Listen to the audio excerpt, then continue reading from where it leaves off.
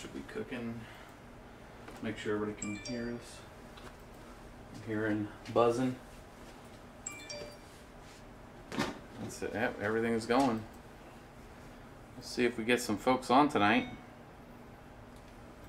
Manage your channel directly from your phone. Gotta love Twitch. That is the wrong title. Even though I changed it. Did you hit save? Or did you just type it and move off? I don't think so. But you're more than welcome to update it.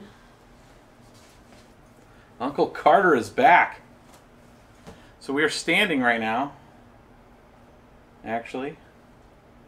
Here we go. Hold your butts. What's up, guys? It's been a week. It's been a little over a week. Actually, it's a Friday. I think last time we streamed it was Thursday, and I went out of town on Friday. So I got back Wednesday night. And it took me about a day to adjust, and plus we had not got this new thing yet, and I wanted to at least have something kind of new for you guys. We showed a couple different builds, and that we were going to build this weekend, and through Sunday we're going to be putting together a couple of the older builds with the 750 Ti. We're going to do that on a smaller, kind of older build, 3-card rig, and then we're going to do the rest of the 380 rig. We're going to finish that one up, and then I believe we have some 1080s that we're going to be working with later this week. Also, was able to run into a few of these GTX 1080s. So these are the classifieds. We've done these a while back, but was able to run into a few. Don't mind the little clicking. I don't know what Miss BBT is doing over there on my computer. I messed up your title. You what happened? I messed up the title. I cleared it and I don't know what you called it.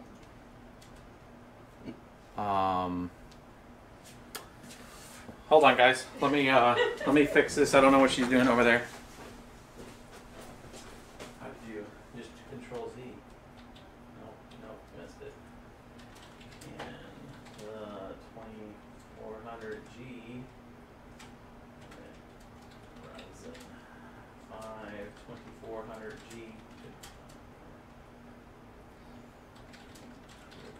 Currency. Let's do it.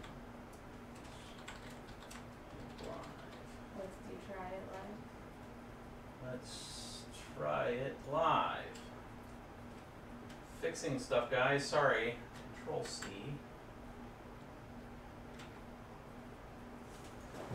Yeah, it Goes right here.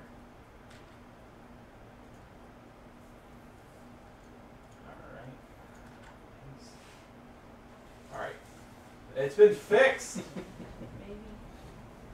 Update information. It's been fixed. We got it, folks. My bad. It's been too long. BBT, it's a week and Pepsi or Coke. You broke it. The end. So, yeah. Gone for a week. I have some cool video we're putting together. So I was in Abu Dhabi. Doing some stuff with work, and that was fun, and I got a cool bit of video when I was able to get out. I did try to buy some graphics cards there. They're out of graphics cards too, so like everywhere I went I could not find a graphics card to save the life for me. I went to a couple different stores, and I actually drove to Dubai, which is about 60 miles to the north of Abu Dhabi, and still couldn't find graphics cards. So the world is out of graphics cards, folks. So somebody said they found 1050 Ti's today. They're starting to come in. What do you got going on over there, Miss BBT? Hi. All we hear is this rolling over here. I'm sorry. Whatever's going on here. Twitch did an update. Yeah, so it might take it a second to update. Okay. And you're like in the loudest chair. We have like tons of chairs down here.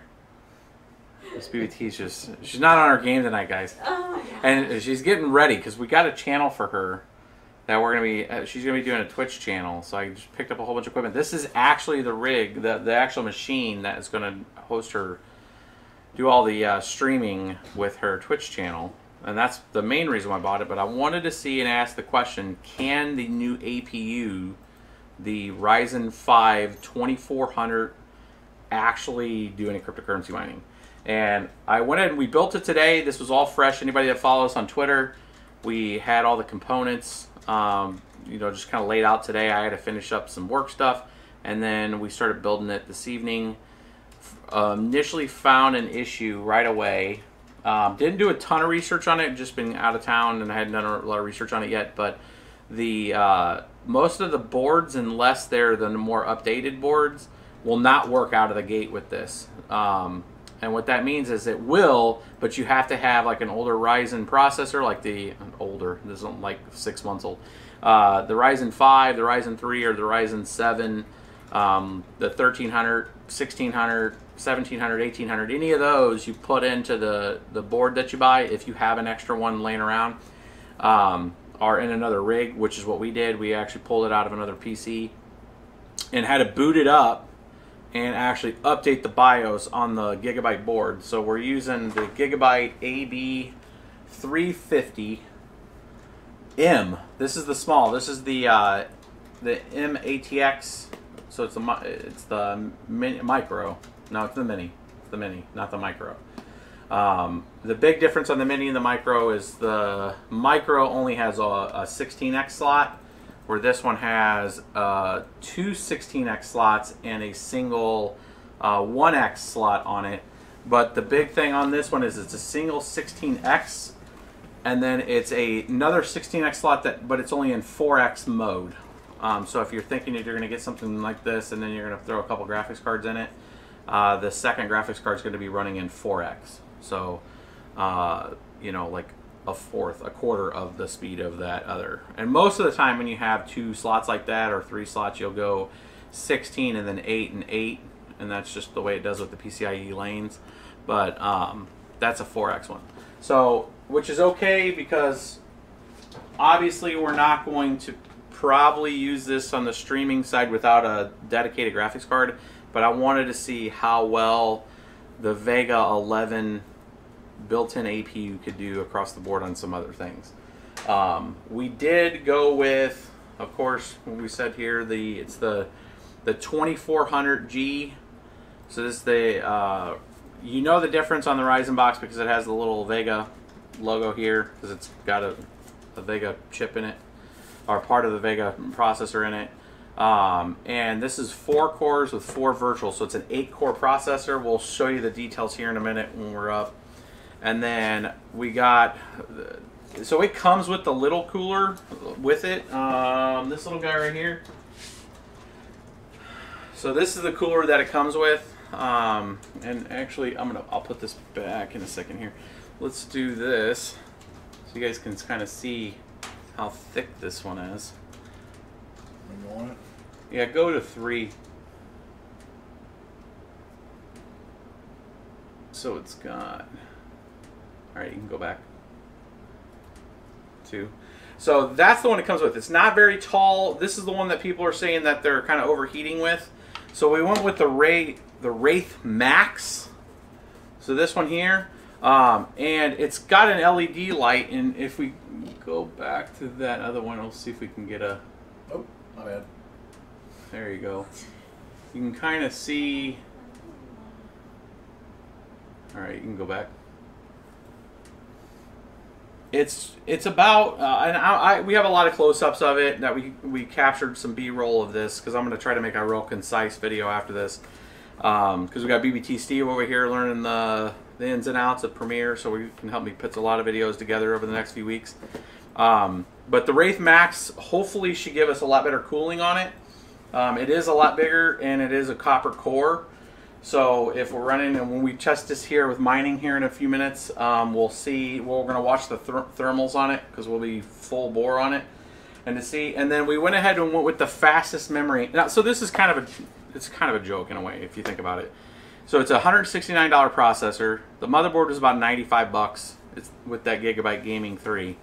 But you know, the way APUs work, they use the onboard system memory. So that's DDR4. Most of our discrete graphics cards, any graphics card, is DDR5, DDR5X, HBM, HBM2. So that's a lot faster memory. So DDR4 is not really fast in the realm of graphics memory. So what we went with here is, I spent a little more than, I actually spent more on the memory than the motherboard and the processor almost. So this was about 250 bucks for a 16 gig kit of the Vengeance LPX, and this is the 3600 memory, which is most people that you're seeing on the, I think on the forums and stuff. You don't need to go. Oh, well, you can't go on. There you go. So that's the 3600. That's so fast. That's about the fastest you can put in there. You might be able to put 4000. I didn't. They didn't have any there. They had the 3600 both in the Corsair Dominator and then the LPX. The LPX was cheaper, so I went ahead and went with the LPX Vengeance. But that is the system memory that we went with on this, which is a lot faster system memory. And we might see some cooler results. We're going to do some live testing here in a second. We'll do Cinebench and a few of the other ones. That way you guys can see how this thing performs relative to other processors. And the rear fan is not spinning. You know, it might not be. I think it's temp controlled. Or I didn't plug it in, one of the two. I might not have plugged it in. And the system is running at 3200 memory. What we'll do is, well, I'll take you guys through that in a second here, and then we have the last component. Well, we went with a, I showed in the Twitter photo the wrong power supply, so I put a 750 in there. Matt, man, well, I'll come to your super chat in a second here. So a 750 was more than enough for this, because we will put a different graphics card in here eventually with the rendering that we're going to be doing. But 750 is more than enough. Gold power supply, and then we went with the Evo 960 NVMe drive right here, which is just for the sheer speed of it, because this will be doing streaming. And I did not put it in for tonight just because there was no point of putting it in for the testing, but this one's going to actually have the new 4K Elgato 60 FPS Pro. This thing is like $400, so I want to actually see what the real output of this thing is. We do have 4K cameras, so I want to see if I can actually pull 4K at 60 FPS. The new camera that I got coming in should be able to do that. It's a much higher end camera. I mean, it's about a, it might, I think it can do that. I haven't actually done all the research on it. I should. So it's the Sony AR3S, I think it's the S, with, then that's going to be like the main rigging camera, and then we'll have the 4K 60 for that. Obviously, it's not going to be streaming at that because our internet connection sucks, and I think that would be like, you have to have like 30 to 40 megabytes per second real time to be streaming at that rate. So at a minimum set, so you got to have pretty much fiber to be able to do that. But that will actually be going in here, but that's not tonight. So what? And I will show you guys the desk here in a second. So we got one of the new autonomous, or auto-autonomous, I think that's the name of the brand. Yeah, auto-autonomous, non-autonomous. Yeah, automatic. It's already got all this. It's got settings and stuff set up for it to go automatic up and down. Bamboo top. Have you done anything with the Lai Bai 612 mining boards?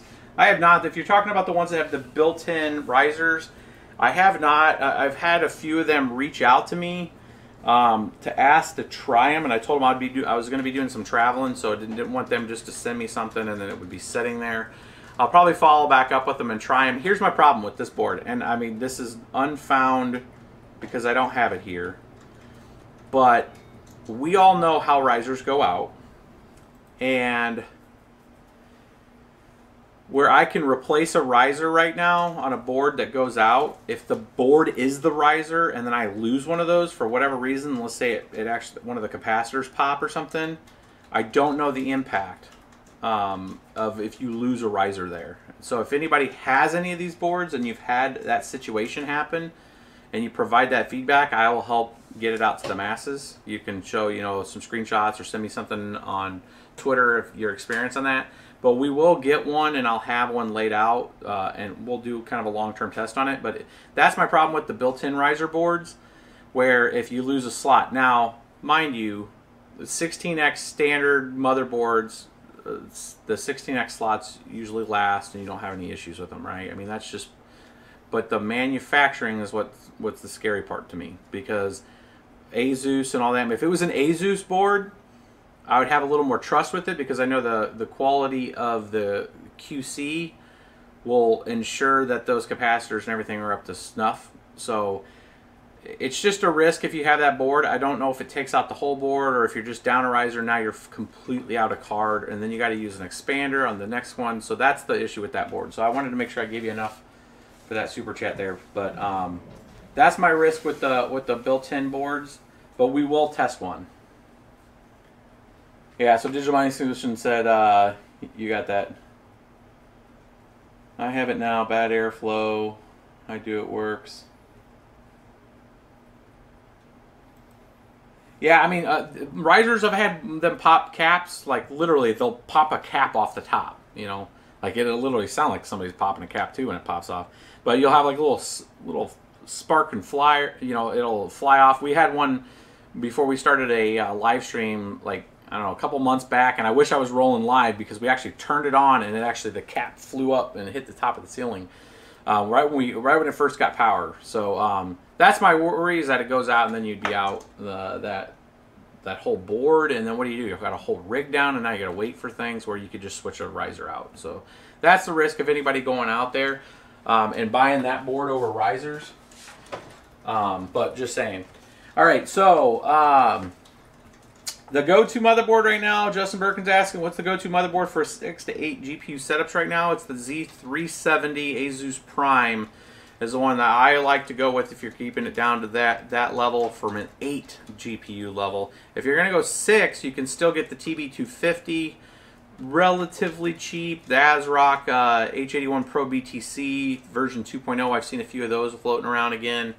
I don't know if it's people that have back stock on those, but those are good 6 GPU rigs running forever for a 6. But the 8s, I would stick with the Asus Prime Z370s. You can now get the Celerons and the low-end 8100, I believe, i3s for those now, because you need the Skylakes on most of them. I've never popped a cap.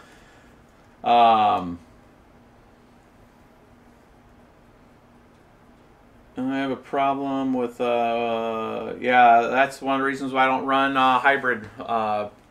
Try not to run the hybrid coolers, is that if you burn out that water pump, you're kind of SOL. You got to send it in for service. Most of the hybrid services have, or most of the hybrid cards will have a service life for several years, so you should be able to get an RMA on it. So the last question before we get into benchmarking, I know some people are probably wondering, are we using the stock cooler actual heat thermal paste? And I'm not. When we sent the Titan V over to Gamers Nexus, when they returned it, they included the thermal grease that they use. It's the Grizzly. I did put a link below, so if you guys are looking at the thermal grease that we have there, it's kind of a shameless plug for their thermal grease, I guess, are the ones that they use. But it's Thermal Grizzly. I have a link here. And normally I use like Arctic Silver 5, but I'm going to be trying out their Thermal Grizzly. They always show like their performance related, you know, cooling with the Thermal Grizzly stuff, and it usually shows a pretty good return. So on, you know, cost of heat dissipation. So we're going to try it out there. I did do it on that. We cleared off the stock stuff. And actually, when we first put it on, I didn't. And I was kind of mad that I didn't, but we had it all together, and then it wouldn't boot. and it was because the motherboard came with version 4 on the BIOS, and we had to pull it all off, put the 1600X in there, update it, then put back in the 2400. So then I was able to put that grease on anyway. So let's get into some tests. I've went 20 minutes. I've talked about a lot of random stuff. I'm asking about the Gigabyte FinTech. Yes, I think it's the B250. We will be getting that board too, and I'll be doing a build with that Gigabyte, and you guys will be able to see. We need to wait for GPU prices to come down, or I can get enough of them to test it, but we will be testing it. Let's go ahead and switch to 2, and then we'll kind of come in here and I'll show them the space. My Stream Deck right now is we went to update the software and it unloaded it. So right now I'm getting help from BBT Steve here. So let's close that. I did copy the miner over. So just to give you guys kind of for the folks wanting to know what drivers, these are the drivers that we're using right now. The 17.40 3701, those are the ones that it recommends that's out there right now. So it's not just the Catalyst normal drivers out there. We can delete that. And then in settings, you can see this is actually pretty rapid compared to like the normal GPU. So these are the settings in there for the APU, and there's no other settings for memory. Here's part of my concern with memory, and we haven't done a lot of research with it yet, but in the system overview, you can see that it allocates only right now 1 gig. I think we can turn that up. I need to go find the spot that I can, but we're gonna need more than 1 gig of RAM if we're gonna do some mining. So we're gonna have to go find the settings for that. But and then here's the basic hardware stuff right now, base clocks and all that kind of stuff right now. So I don't have any overclock settings right now. I'm just running the memory and stuff as out of the box. And here we can open up the CPU ID, let you guys see this right now. So that's what it looks like, and this shows the Vega graphics. Let's open up Device Manager 2 to let you guys look at how that looks. And that's the way the APU comes up in the Device Manager. Is it shows it as a Vega 11.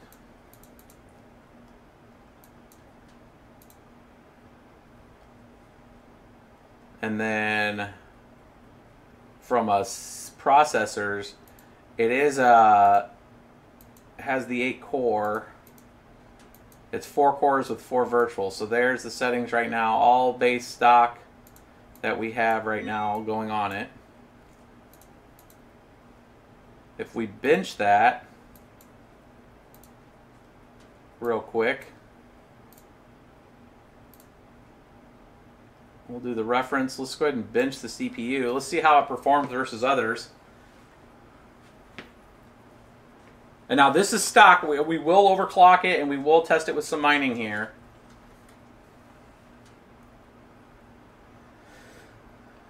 Well, 22,100.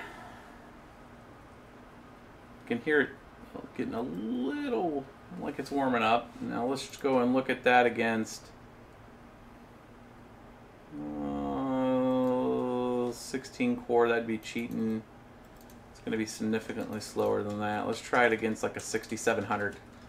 So this processor is showing about a 9% increase over the multi-core performance of a i7 6700. I mean, take it as it will. I still have a little speculation if that's actually, I mean, this is a synthetic test. I think there's probably going to be some real world performance differences there. I think that this is the 6700 as a CPU is probably going to have a little more activity ability there, because we're only talking 3.6. I don't think it was boosting up much over that. We'll leave that there. We can open up some base numbers on Cinebench before we go playing with memory and stuff. I'm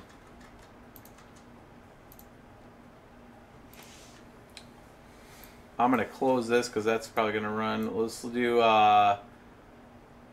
let's just run the CPU piece right now. The way you guys can see that with the APU in real time. Now I know Paul's Hardware and everybody's kind of done this, I don't know if anybody's done it live and then captured it with a capture card. Now we got the capture card in another CPU or another computer right now, so this is just grabbing pixels, so it shouldn't have really too much of a performance hit.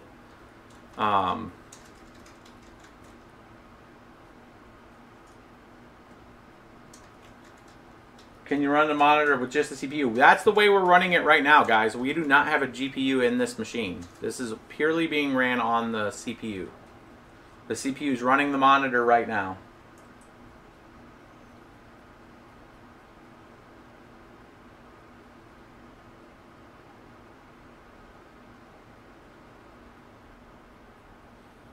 I have it set right now to 1 gigabyte.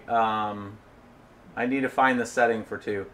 So it looks like the settings were a little lower than some of the benchmarks that I've seen, but that's just based out of the box. So 787, I think the fastest I've seen is like 828, 866, something like that. We're not going to do the single core right now because that's just like watching paint dry. That actually takes quite a long time. But that gives you kind of a basic idea of what that score runs. And then we'll run the GL because that actually shows you the graphics performance.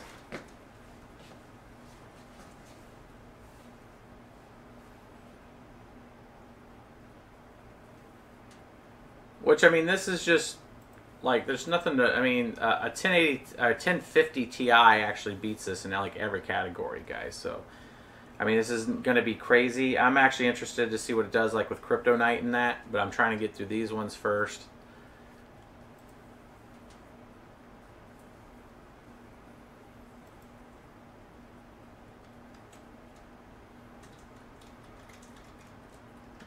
What's up, Zcoin?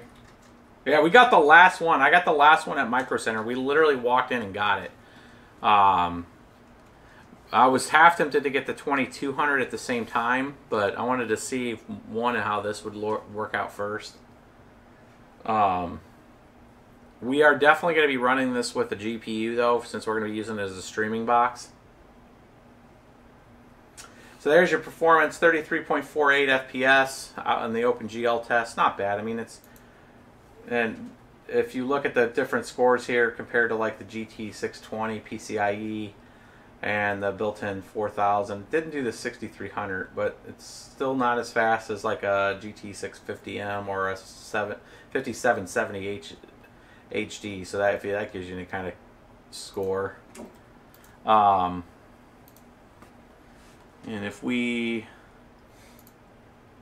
let's try to do some base mining, and then we'll do some, we'll take a little exploratory in the BIOS after this.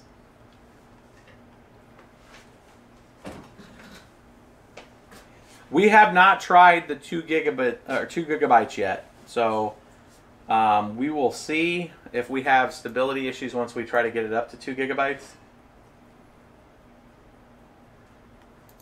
So now with 1 gigabyte, we're not going to be able to do like 90% of these coins, right? Because it's just the way it is. So like, I'll let you guys see. It's going to give us a DAG error. Here's Ethereum. It still will see it. I'm running a Claymore 11 on this. So there's what it says. It shows the 11, the RX Vega 11. And see, it shows 6.5 gigabytes available. So I think it is misreading it because we know that that's not true. It's giving us a DAG failure. 11 compute units. And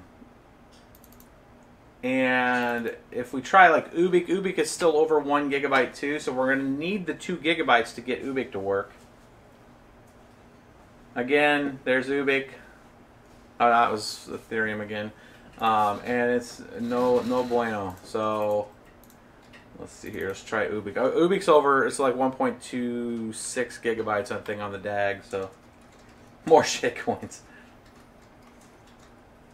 This processor, we could try it on Raven, but I think the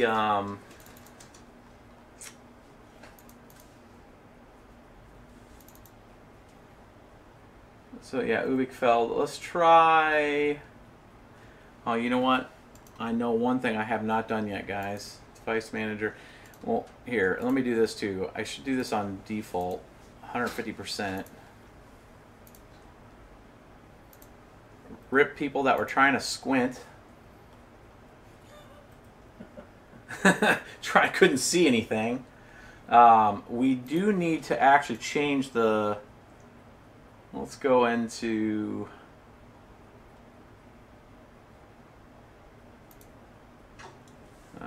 System.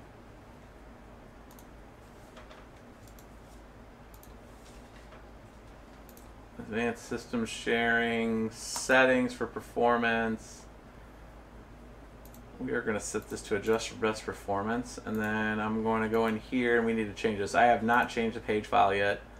Let's do a custom and let's do 40 and 60. Set that. Okay, okay, okay. Let's give it a quick reboot.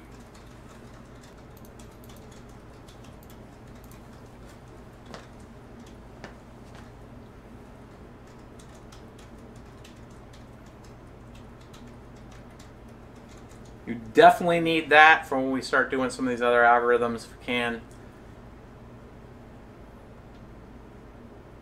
Yeah, no problem, Zcoin, man. You got any questions, man, hit me up. You can always DM me too. One team, one dream. I tell you what, that Samsung Evo 9. Anybody ever had a question on that NVMe 960 Evo right there? Was just what you just saw. That thing boots like a boss. All right, so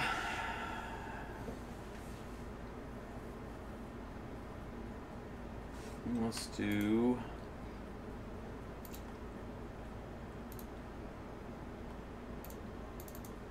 some mining.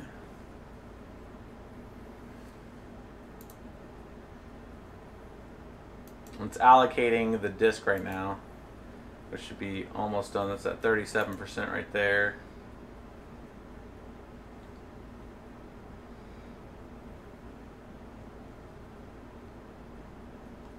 Gigabyte wants to give me some updates. That's nice. All right, so let's try some Monero. 17. It's version 10.2. Actually, it's 11.2. I updated a few of these. Oh, not seeing it. Memory use. This might be a complete bust across the board right now, guys. It might have some requirements to... There might need to be some updates to some of these miners to actually allow it to connect.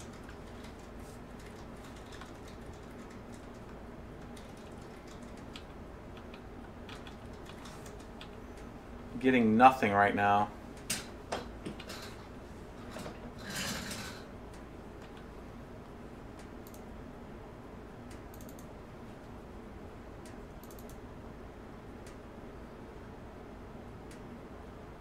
Got some new ASICs flooding the market this year. That's going to be a constant flow of ASICs across the board, across pretty much every cryptocurrency besides a few of the memory-heavy currencies. And they're going to be a thing on pretty much all of the currencies besides the memory-hardened ones. And then even then, the ASIC, with having Samsung get into this is going to be very interesting because Samsung actually could go produce the actual HBM2 that it needs to even do a memory hardened version of a ASIC. So if you know, Ethereum decides to stay hybrid, or if it decides to stay proof of work for another year, I can definitely see somebody spending the time and money to make some ASICs with some HBM2. Now I can imagine those are going to be a pretty penny also. Let's try a different version of crypto.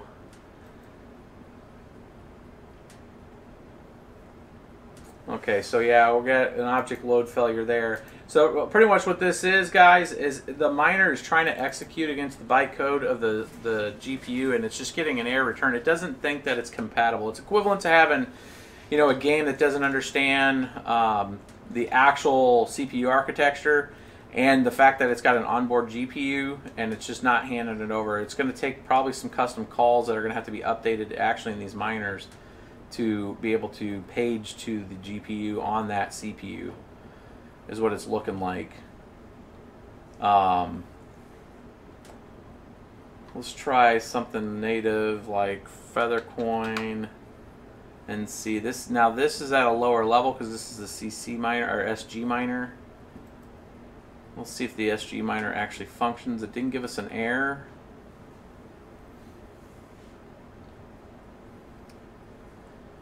Digital Mining Solutions asking, do you think there will be another Ethereum fork to stay proof of work when the main goes POS? I mean, there's always a chance at that.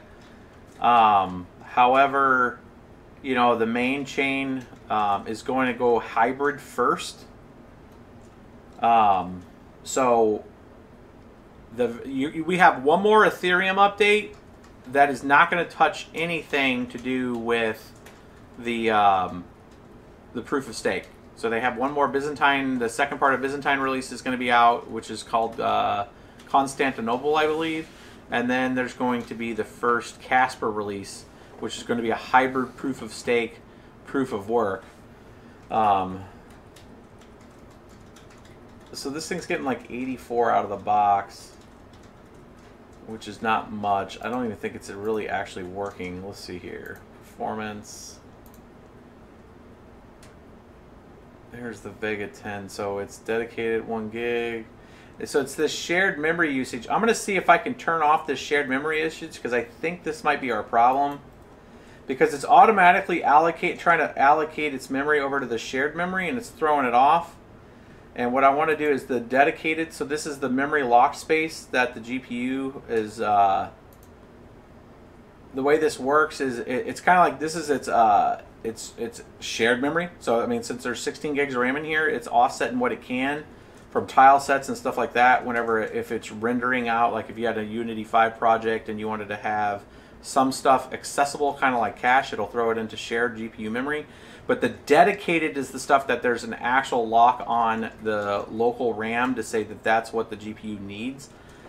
You could see that it puts the actual Feathercoin went to put its actual. When I loaded Feathercoin, you can see it load into the Vega memory, which we can see here. Let's do that one more time. So if I go 4.4 and this is the SG miner, you can actually see there it is allocating about 700 meg of that 1 gig, and you can see a little the delta here. So it's actually trying to allocate against all of it because that bar right there is just about where that bar is at, and we can see a shared memory event going on there with that miner. Let's look at the other. Since we can't get any numbers out of this right this second, let's see if we see that with like Zcash too. There, let's go Zen with AMD. Let's monitor this. Yeah, so it's not building it. So this cannot build for OpenCL program for GPU 0. That's essentially telling us that it has no idea on how to send the commands to this GPU. It identifies it. It sees that the titling is in the right area, so that's where Claymore is able to call essentially the OS and find out what GPU it is and get an ID for it. But it's not telling us the dedicated memory, and that's what I wanted to say here. I wanted to show 1024, not the 6572. So we're going to see what we can do to fix that here in a second. I want to see a few more things though.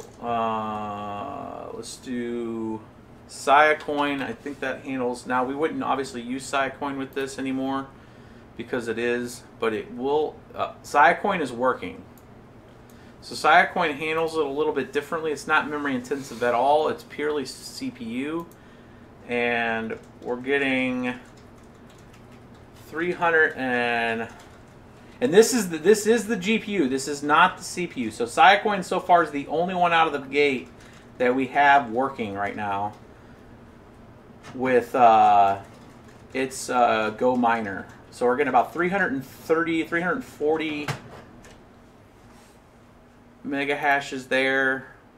It's not doing it under the 3D. Let's see under the compute mode if that's where it's at. Okay, so it is using the compute part of the processor on the GPU. So that's just going in under performance. You can go to the GPU here and you can change these settings if you want to kind of see where things are at. You can see Sia is barely using any graphics memory, but it is pretty much pegging out the GPU right now. So that's where we know that it is using the GPU, not the CPU.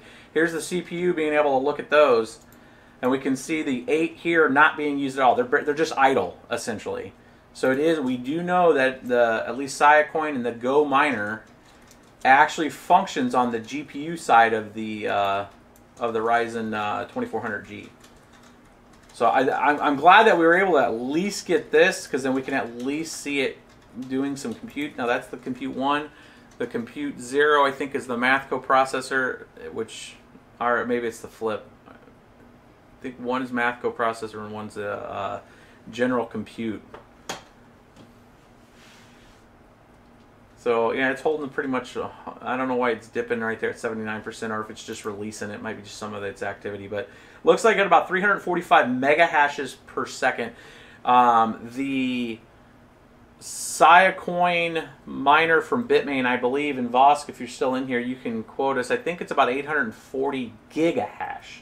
So 348 million versus 840 billion. That's your difference.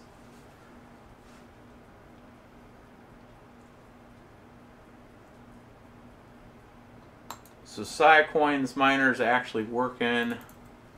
This is why I wanted to keep trying some to see if we could find one that actually would keep cooking here. I think all the Claymore ones are going to give us issues. Let's try Zcoin's SG miner. Let's see if the SG miner. Now this is a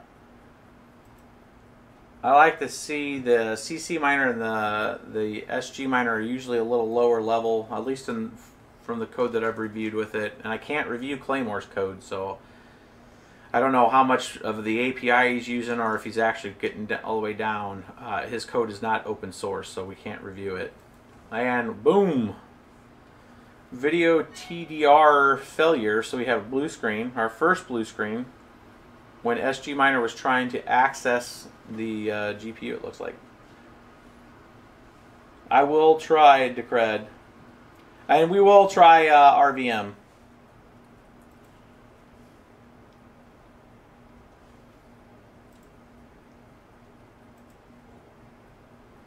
We'll let it reboot. Now, there's a good chance, sometimes like with where we had Go miner working with Siacoin, there's a good chance that when I close that, it didn't release the thread that was being used on that compute mode. And so if you don't have a graceful shutdown on that compute thread, and then I go to try to throw another thread at it and it won't release it, we'll have a hard stop like that. So what I'm going to try to do real quick is I'm going to try to go right back and see if it's going to work for us out of the gate and not give us a crash.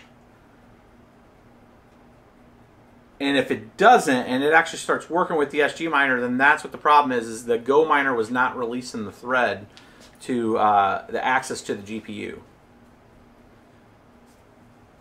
Which on kind of bleeding edge, you know, it's pretty funny, it actually holds the miner. That's one thing I'm noticing, that the software here, this App Center, it doesn't release access to anything until it pops up and tells me that there's an update. That's kind of weird.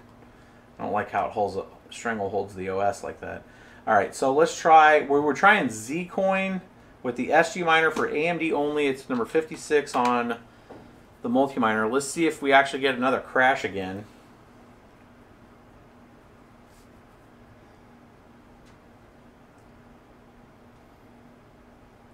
You guys need another cradle to grave on the UBIQ.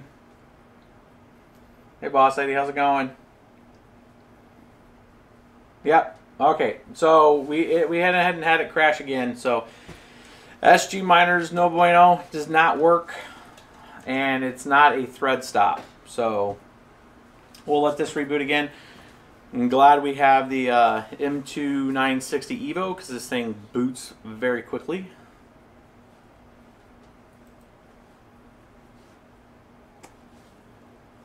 BBT dumb question. What hardware are you using to obtain direct video from the BIOS? So we are using a capture card in another PC.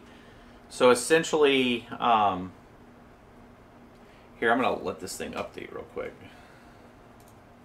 I'll explain it to you in a second here. I'll switch to my big video right now, why this is going.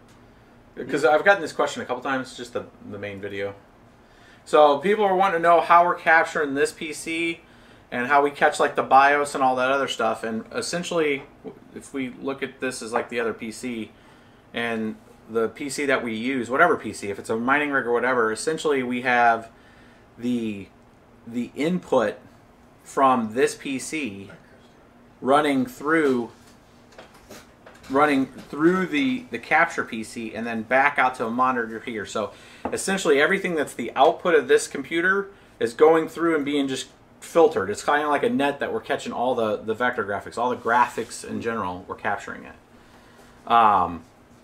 So that allows us to, and it doesn't really hold an impedance against the PC. Like there's not like a performance hit.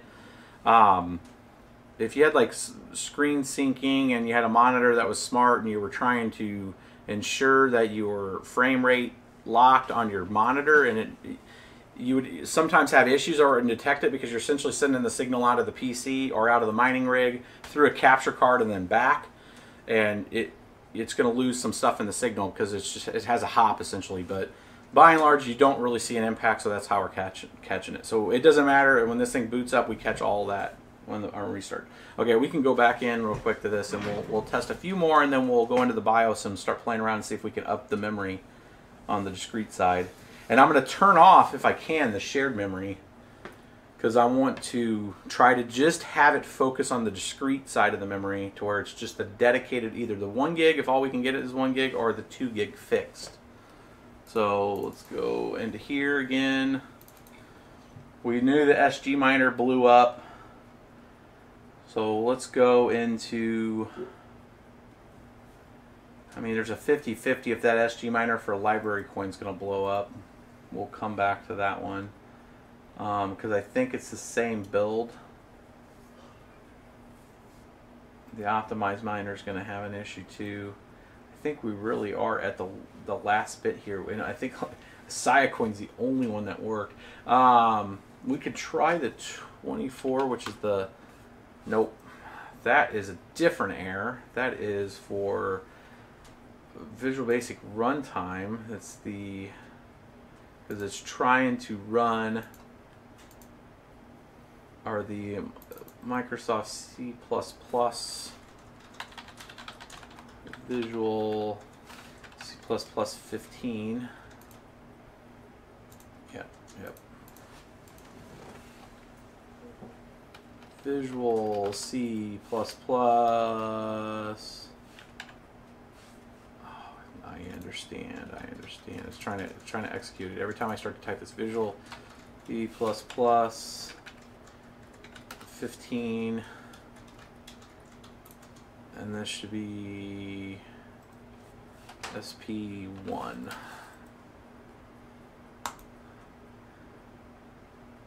So some of these require this runtime.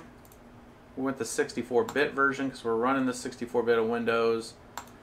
We'll run this. So this is the nice hash miner.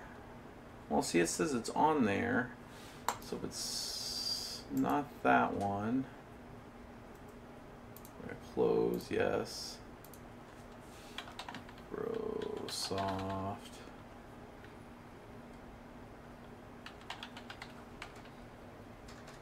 No, it shouldn't have. So we have that loaded. Might be just having an error with that. And Feathercoin, we're good. Silent Army is only for NVIDIA. Zclassic Claymore 23. I think we're going to be at the end here of this, and we need to actually go deeper on trying to get. Yeah, we're getting the basic Claymore. So let's see if we can go into the BIOS and get rid of this. I want to get rid of. I'm targeting this. So if anybody that's trying to follow what we're doing here is, I don't want it to try to use. I don't want these mining software to use the shared memory, because we're actually getting through everything. It can't build this against this shared memory. It needs the discrete memory of the GPU. So I'm going to see if I can get rid of the shared memory and turn it off. I don't want it doing that. And it might be just a hard requirement, but let's see your preferences. Nothing there. Under gaming, under this, anti-aliasing, that's all off. Standard. Tessellization shouldn't matter. That's off. Frame control. There's no other system settings here. Under global. Let's look at the app center. This thing had some software that got installed under Gigabyte. The app center here. Let's launch this. Let's try to go into Easytune. Now this is on that Gigabyte, for folks that haven't seen it. It's the AB350M Gaming 3. Not to be confused with MSI's gaming series of motherboards. I don't know why they crossed streams there. Okay, so here we go. 35 Corsair memory. I don't know why it's sitting at 23. If that should burst up to 36, because that's what it should be sitting at. But we'll go look at that. Oh, nice. And that crashed. You know what? Let's not use software. Let's use the hardware side. Let's restart and go into the BIOS.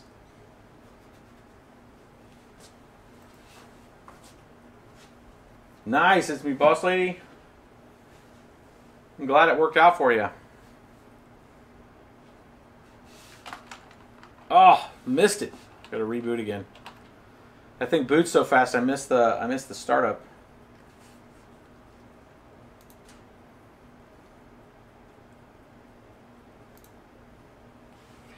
Now the thing about the discrete, the folks worried about the ASICs in this space, why that's definitely an issue if you're trying to do some just distributed and decentralized mining using GPUs.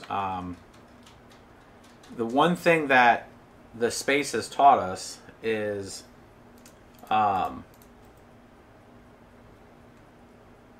people find a way to use GPUs, meaning like when that global compute side comes around about doing you know, shared compute resources, it's not going to be an ASIC that's going to be doing that. It's going to be a GPU. So let's see here. Okay, so we have, this might be showing up green for you guys, and that's just because the capture card is not getting the full driver set, so it kind of runs like crap, and gives us that nice green tint. This background is actually black and red normally. You can see the BIOS that we're on, and this one's F21. There's the options right now, legacy, peripherals. We're going to go over here and change this. This is AMD's CPU. This is for it's like driver signing, protected compute mode. We're going to keep that off. We don't need that requirement. That's to execute like good code, proven code. Above 4G decoding's not needed because we don't have multiple GPUs. Trusted computing. Let's see here. This is direct overclocking and throttling. We're not going to mess with that one. We're going to use the more. This is by actual. The actual different states. The stop or the boost states. We're going to go back over to the MIT, which I think is the manual tuning. So advanced frequency. So yeah, it switched the profile back to auto. So we were not running. Let's do this to profile 1.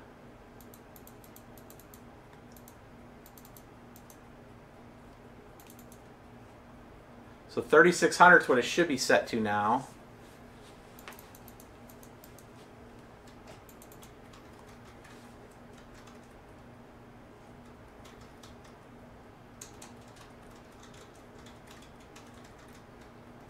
What I'm looking at right now is the advanced CPU core settings. We're going to set this to, I want to do that faster. Let's see here. Oh, it's blinking out on me. My screen blinks out just because it doesn't get enough to the actual, oh, I can't change this. Oh, I can. Never mind. CPU clock frequency. Let's try 3.9.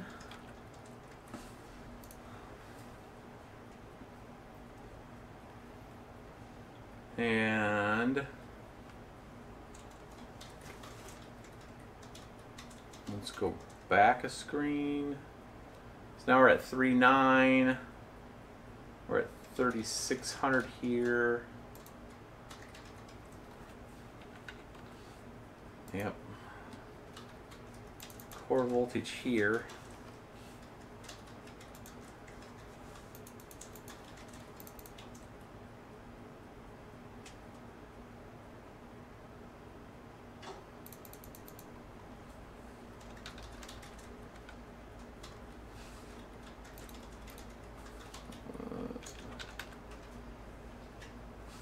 Clock frequency, I think 1500. What is your thoughts on the effect of proof of stake on Ethereum for pricing? Proof of stake is not anywhere near right now. I mean, until their testnet's fully working, with pricing, I mean, nobody knows. I mean, that's even hard to speculate. I think it all comes down to the stability of the network. That might be too fast. I don't know what the base clock of that is. I think that might be too much. But you've always said with Ethereum, it's like a fuel. That once those blockchain companies spin up. Well, yeah. So I mean, that's going to be irrelevant to that part of it. But it's because the functions are still of proof of work. So the whole point of it's the security of it. And if proof of stake is not, the only reason why they're going with proof of stake is to take less of a hit when it comes to the power usage. I'm going to save these settings here. So we're forcing the memory at 3600. I'll talk this proof of stake question here in a second. Let's see. This is Carter test 3600 mem. I did not see any settings in here to where I could change the actual memory amount. This screen keeps blanking out on me, so I have to kind of look over. Under chipset, I don't see anything. Or integrated graphics. No. I don't know. ONM.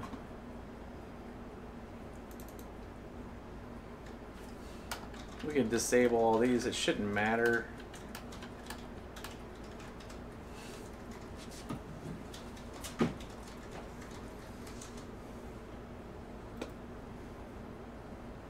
And then let's do,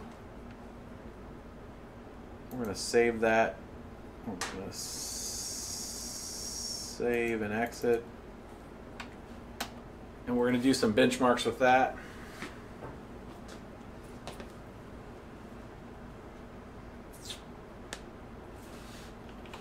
I didn't see under chipset that there was memory amount.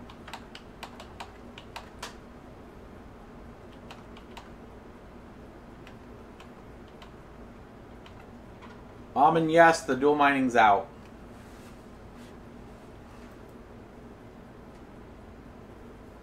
So when you change these settings, at least from my understanding, is that it takes the machine a minute to kind of do its power on self-test.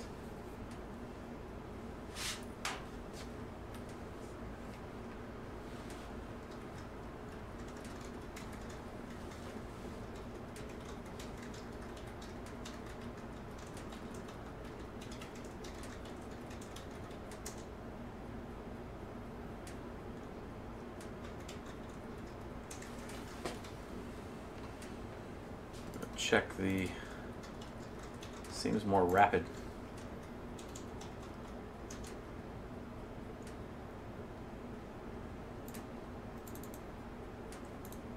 Check the,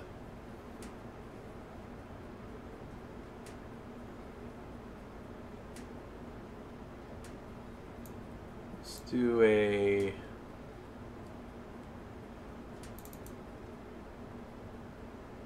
just opening that.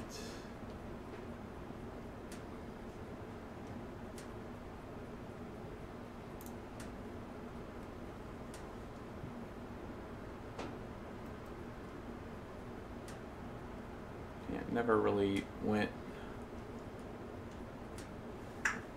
all that fast. I wanted to see if I could see it peak up at over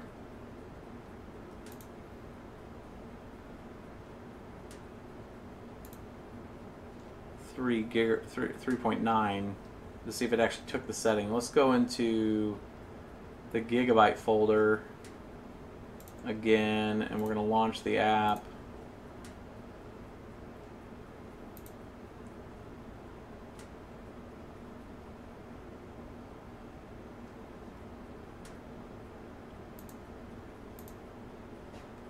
Interesting. So it's not seeing it crash right away. Great tool there, Gigabyte. Glad to see the App Center. There we go. Yeah, see, I don't think it's taken the settings because we're still set. At least it's pinging the memory at 2400 there.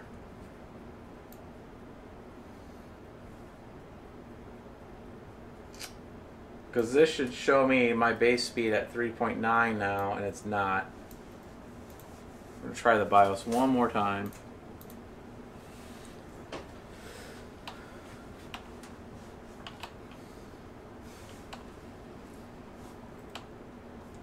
But I think what it comes down to, guys, is, I mean, this just came out, and it's just a lot of the clear CMOS information. No.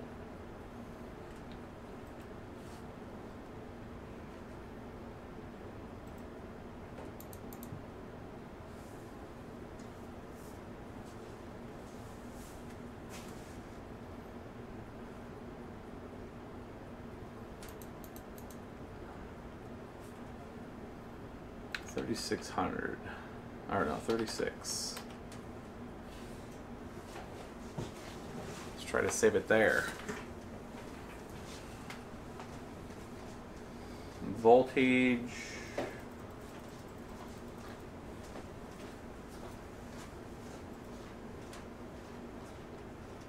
Looking at some detailed settings here. I don't see a mount, and that's what I really wanted to see.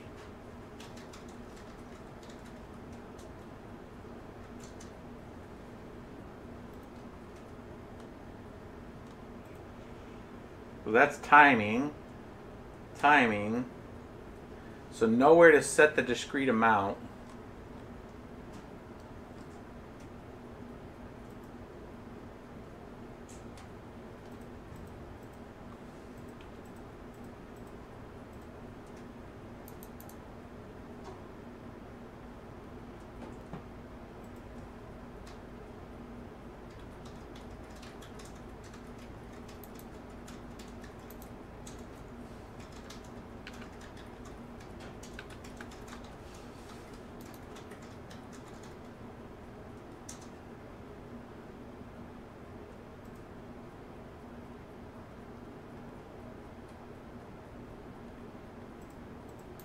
Yeah, I mean, it might be...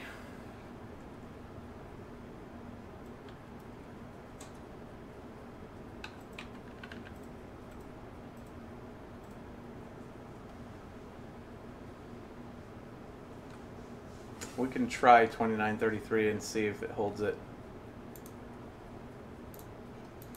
And then health. 3D mark enhancements? What?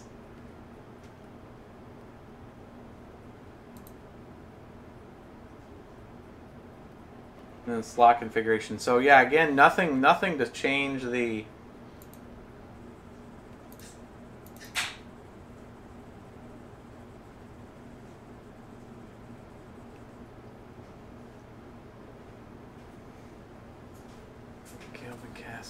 Yeah, just voltage settings. Let's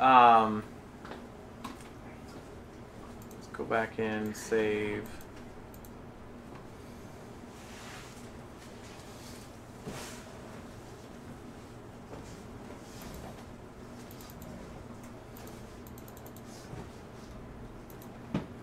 See if it reboots and holds those settings.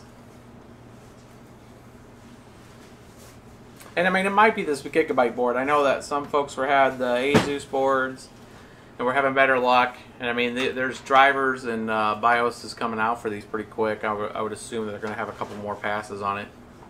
I think videos like this help. I think the engineers will see what we're doing and maybe make recommendations. Again, you guys can also review it if you have this same kind of setup, and then check to see. Yeah, we got it set to 2933, even though this is 3600 memory. But I probably might have to change some of the timings too.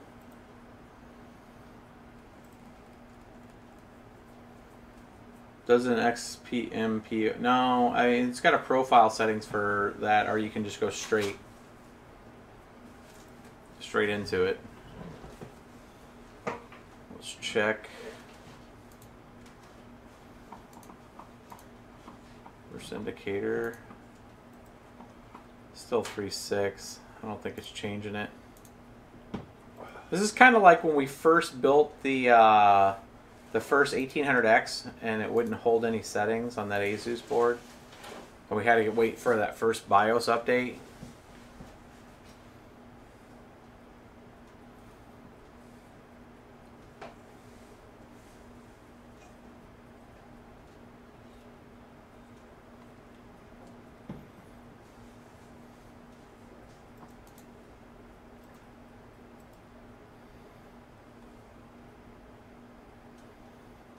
Why is not opening?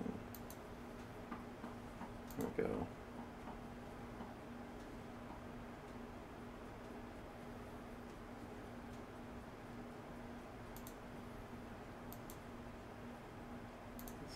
At least it's consistent at failing.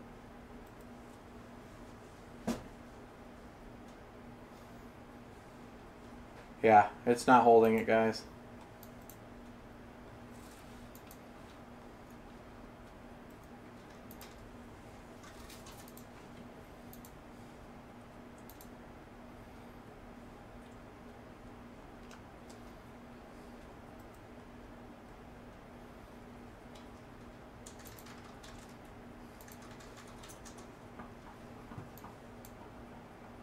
Super chat from Justin. Nice, Justin. Thanks for the $2, buddy.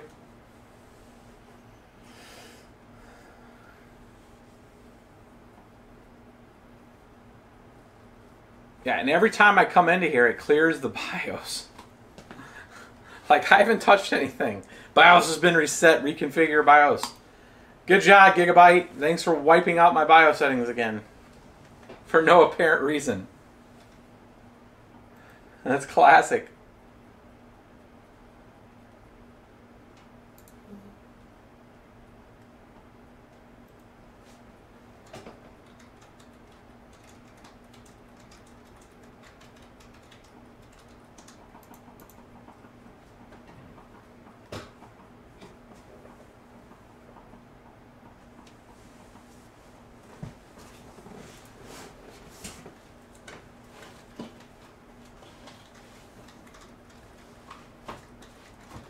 You saw the frame buffer? I didn't see it. UMA. I did not see frame buffer.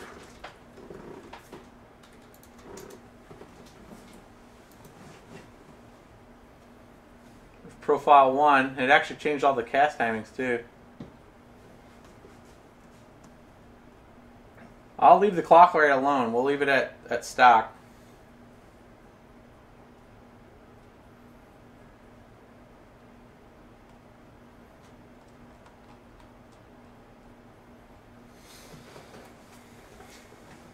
Yeah, it's the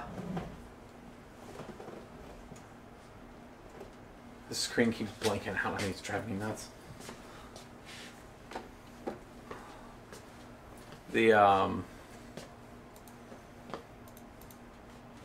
frequency. Yeah, it's set to profile 1. We'll leave the clocks. They'll leave the stock clocks alone right now.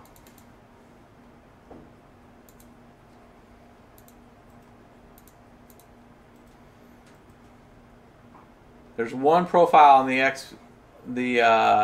XMP, profile 1, which is the 3600.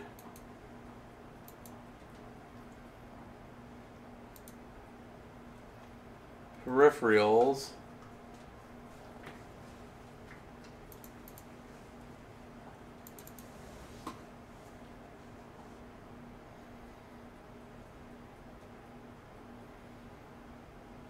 What a pathetic BIOS. Yeah, it's pretty rough. I should have went with a Jesus.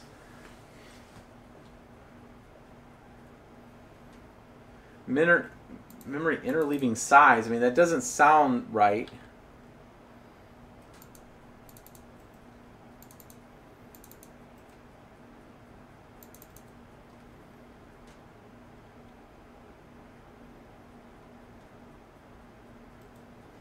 Gear down mode. The freaking hell is this?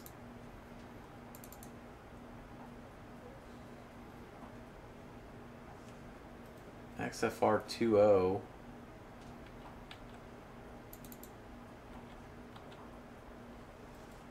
I don't see any.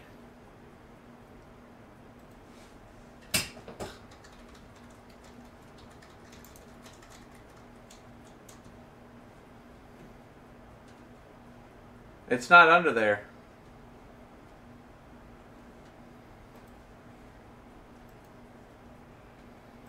Does White Box not, does he not see the same thing I'm seeing?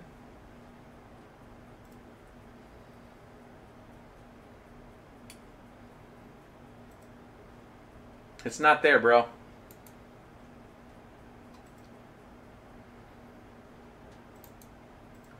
Your next guess?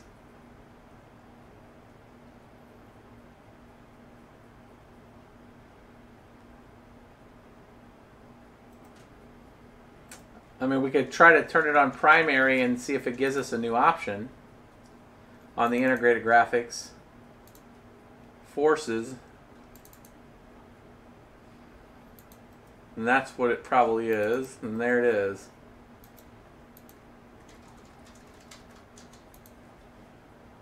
And now you guys see it.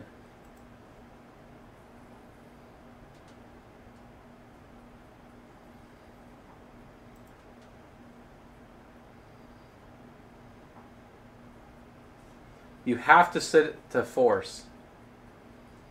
So does this mean CPU mining could be profitable or just a really big headache?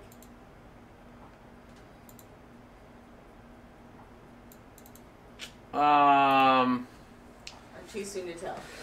Yeah, we'll see. I mean, at 169. The problem is it's not about. I mean, the chip's cheap, but the board's cheap. It's just the memory's expensive.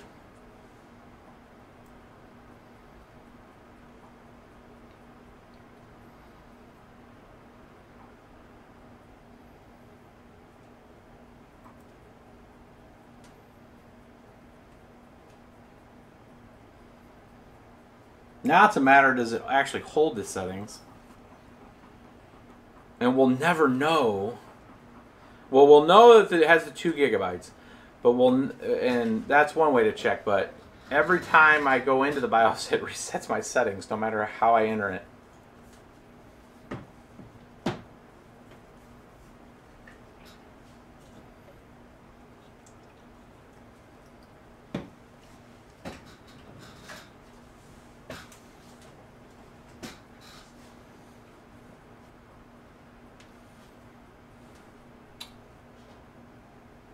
How much DDR RAM is in this?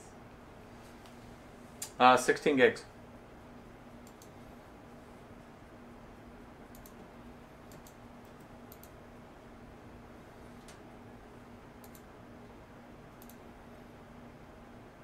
And look at that. 1 gig. It's not holding the settings, guys. It actually threw it over to... It threw it over to the shared.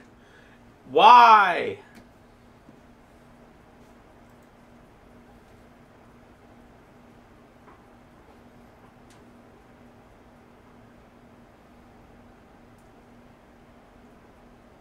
7.5 gigabytes.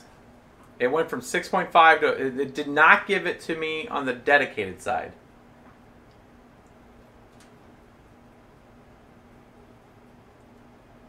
Why?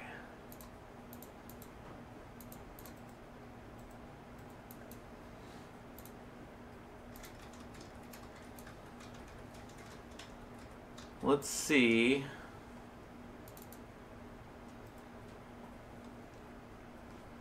How it reads. 33.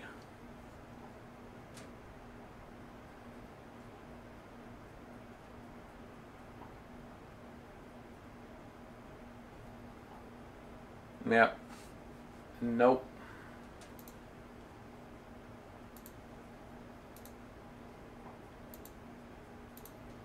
Let's check Siacoin and see how it allocates in Siacoin. Yeah, I think right now we're just at a problem with the miners. So it is what it is, but let's try Sia and see how it goes.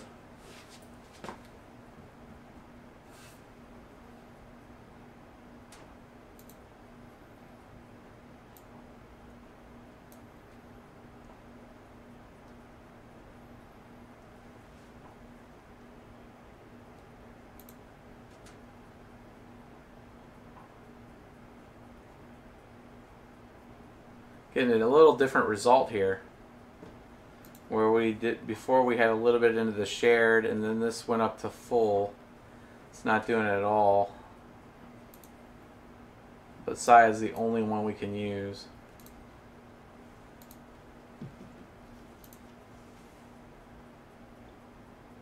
Let's see if we had a change in, because we did set it to 3600. Let's see if it actually held that setting. Gigabyte app launch.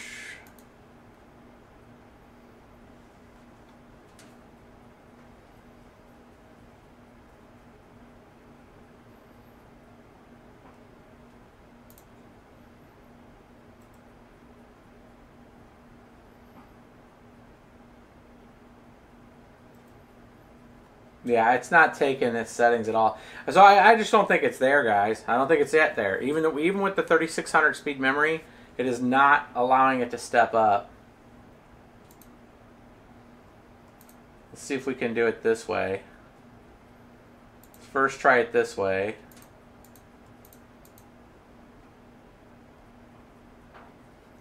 Where is the go? The play button here? Oh, that's more detail. I set that there. Where's the... There it is, apply. Sure. Let's see if the OS can do it through software.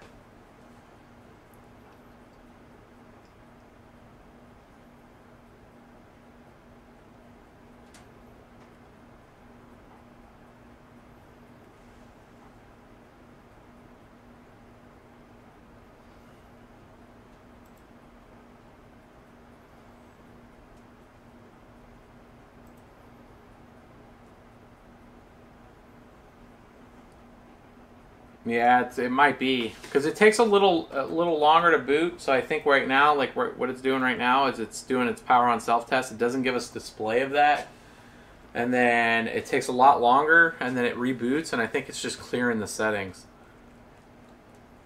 So the 3600 memory will be going back because there's no point to spending that much money on memory if it's not going to work. So right here, we'll go back in there and it looks like it's not taken. So I guess the moral of this story right now today is that for the most part, it's kind of a bust. It's kind of like AMD giving us alpha hardware, a little bit of beta, because it actually still boots a little bit, but it's not really ready for...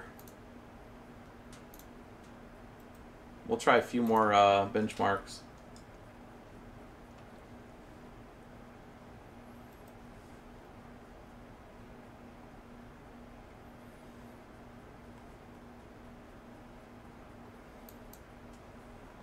Yeah, it took it back.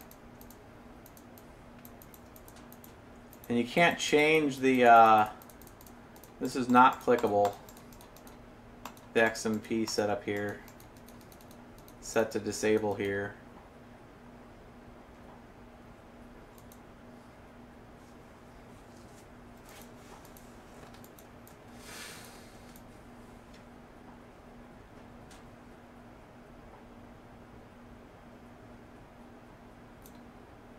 I mean, it's not even taken. We did 30, we did 29 last time. Well, let's just try just one step up. Do something that was what it was designed for. So much for Easytune. Yeah, I mean, guys, this is what it is sometimes when you have bleeding edge hardware. And this is why we do it. I mean, I know some of you guys are probably like, holy crap, it's been an hour and 20 minutes. This is a kind of a waste. But what we're trying to do is, if you're looking to do this for this type of activity, you can see some of the painstaking issues with it, that it's not there yet. Is the RAM kit on the verified list for that motherboard? That's a good question.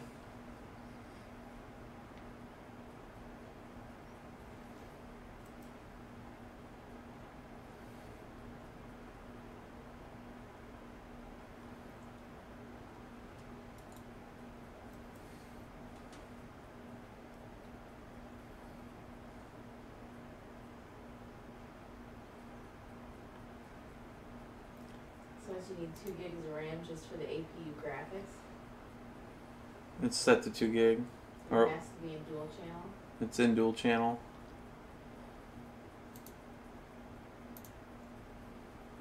It's in channel A right now, dual channel.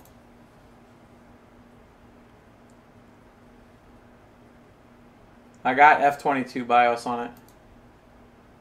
Oh, it held the 2666.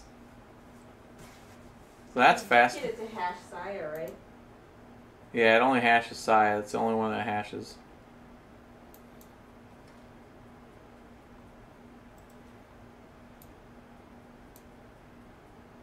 And so it did do 2666 versus 2333.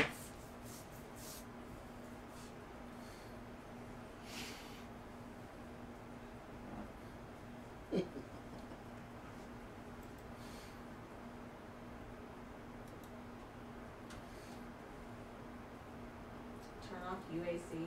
Yeah, it's a fresh build of Windows, so I haven't turned off the user access control.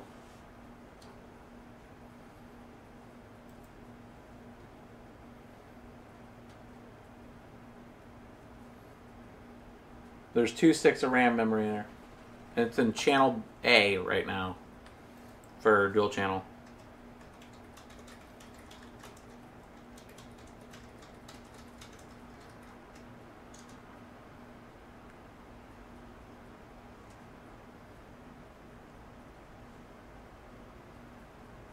Yeah, it's just not plugged in. Crackling Ice is looking at the rear exhaust fan. I thought we plugged that in. We didn't plug that in? What? The rear exhaust fan. No. They're noticing on that. I don't think we plugged it in. We ran it to the back to the fan controller that's on there, but never plugged it in. So this is rebooted. I doubt it held that setting, because we had it delay. We'll run some benchmarks on it, and then we'll call it a night.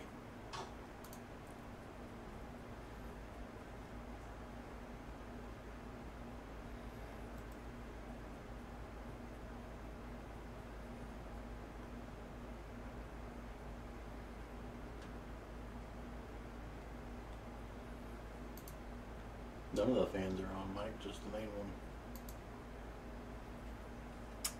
The front one should be. Or not? Doesn't look like it.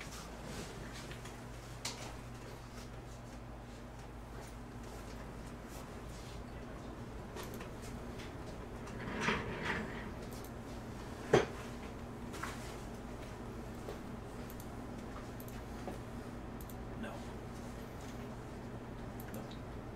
The other fan's not on either. No.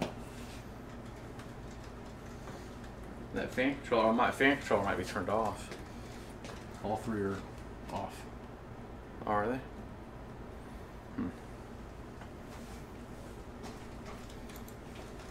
Yeah, it reset it again. So 2666, the only thing that works right now. That's pitiful. Make a shortcut to the tuner. I like clicking start and then looking for it and then clicking it and bringing you guys through pain right now. That's not helpful. No, it's not. I should totally make a shortcut to it. All right, after this reboot, we're going to benchmark a few things, guys, and then we'll wrap it up. And, you know, obviously we're going to keep this. This is going to be a streaming box. It's going to be one of the streaming boxes. It's going to be for Miss BBT's channel. So I'm going to be throwing... Check us out. Yeah, well, you guys will see it on Twitch whenever that goes live, and we'll link it, obviously. But I'm going to be using this up, and we're going to put this up in the kitchen. So it's probably going to be getting its memory switched out, obviously. Let's do some... It's all because the bunny ears are gone. You're now cursed. The bunny ears. The box fan? Mm-hmm. Yeah, let's try some things. I'm gonna stop standing because that's kind of annoying right now. It's great in theory, but we're gonna drop. You can go to full screen on that. I did. Okay. We'll let this drop down. I guess you don't get to see the effects of it lowering. And now I can sit. Bring it up a little. There we go. It's like I brought the camera down with it.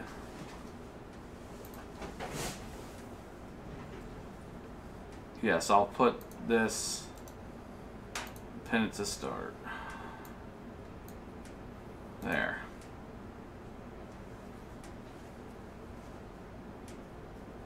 Let's check some with the faster memory.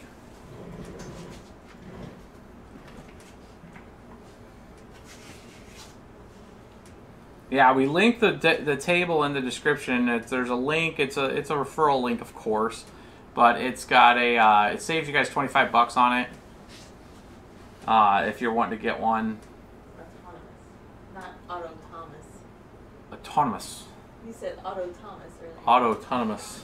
It's autonomous. It's auto-nonymous. Autonomous.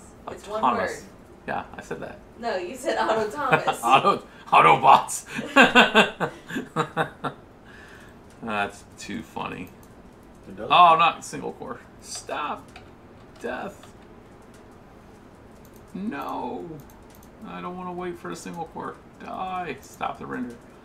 We're going to go multi-render because we're running faster memory now.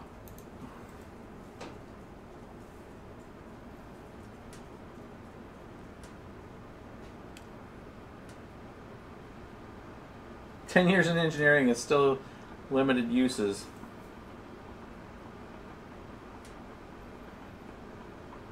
Ash J, it's autonomous. Autonomous? Autonomous? Does Jay have one? I don't know if he has one or not. I haven't.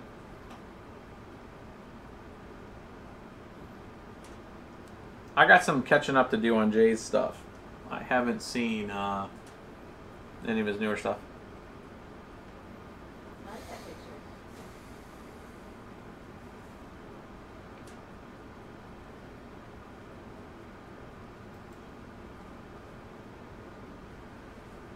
It was a little faster. It was 760 something before. Now it's almost 800.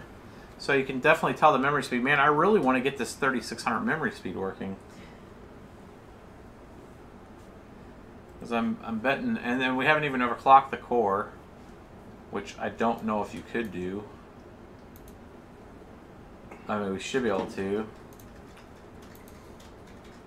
but it wasn't taking the tune.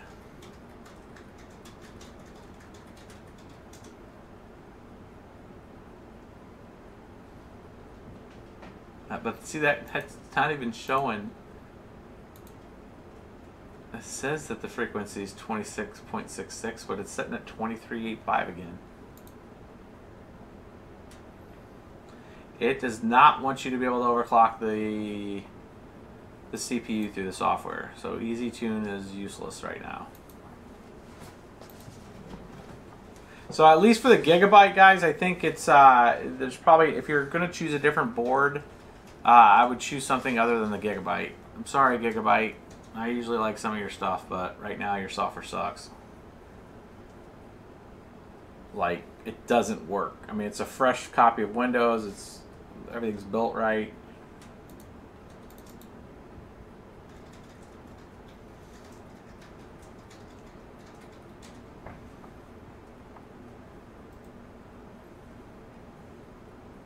It's updated for Raven Ridge.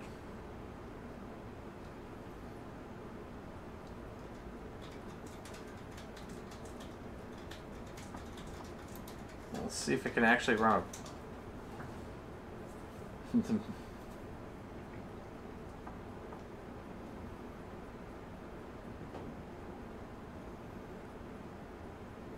Remind me to get those fans working after this.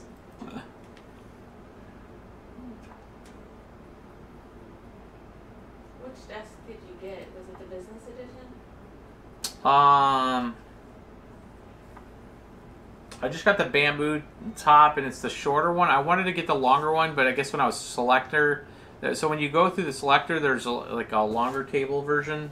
This was the this table. Mine was just the home edition. Yeah, this one was 52 inches in the length here. So I wanted the longer one. I'm gonna actually get another one that's over here to the right of me. That'll be the longer one. Yeah, I think we just got the home one because the business doesn't have the bamboo top.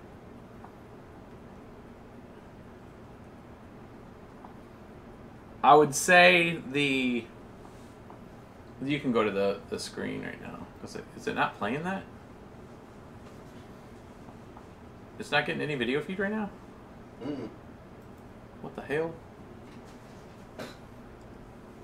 You can go back to me because I have video. I don't know why you're not getting video. That was why I switched. Yeah. In that. Oh. Yeah, I know you got that, but it's not running it's not capturing the video like it should from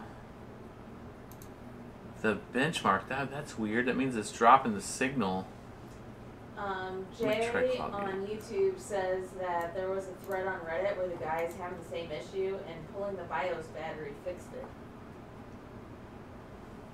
Well, all that's going to do is reset the BIOS. I mean, I'll try that off stream and see if it works.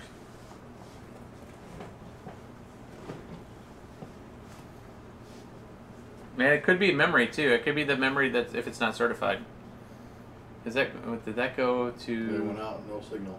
Yeah, so that's interesting. It's not drawing enough signal to actually the capture card to catch it when it goes into playing a game. That's so whack. So you guys can't see that. You can just stay on me. So yeah, I mean, I can look and see the memory that's in here right now is the CMK.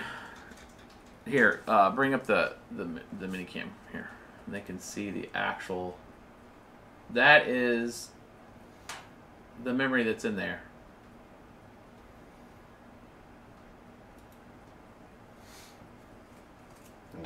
So I think they're saying the memory you have isn't on the approved list. It's playing now. Oh, is it? Yeah, go back to full. So that's the APU running. It's getting about 50, 60 frames.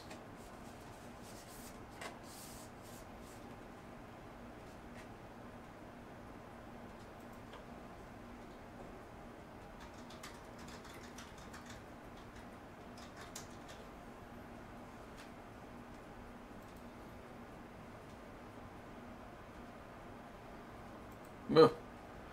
Physics is getting crushed.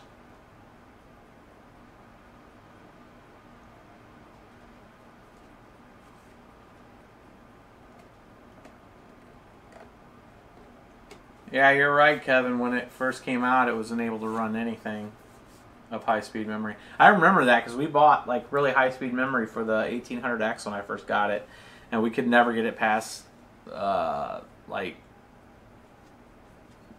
2933, and I think I had the same almost memory, almost the same type, but we had G-Skill, the 3600 G-Skill memory.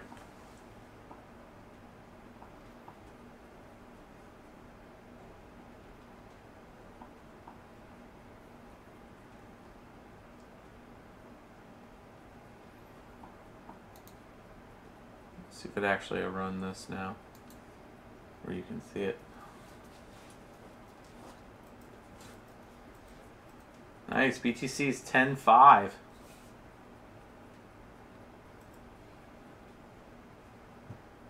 Sweet.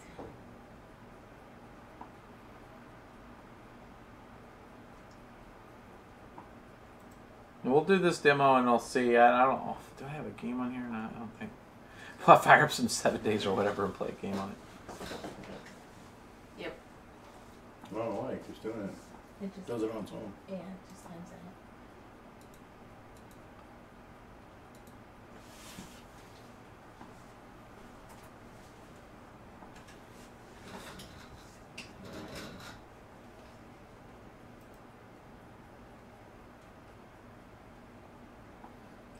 The fix: unplug the motherboard battery for at least 10 seconds, reinsert it, boot the BIOS, load the optimized defaults.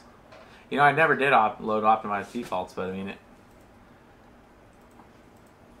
we can give it a try.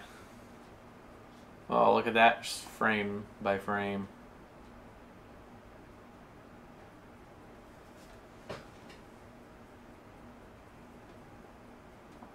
I was really hoping for it to actually get its 2 gig, dedicate it, and then us being able to at least see it run like UBIQ or something, just to see our Crypto Night. But it's going to take a Crypto Night update for that chipset to be identified as an OpenGL OK device.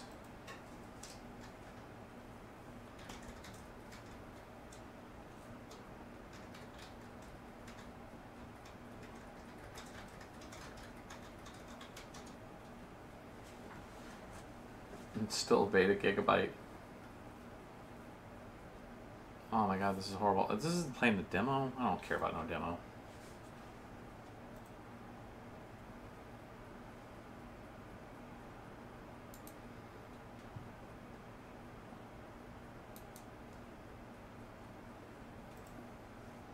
Yeah, I doubt the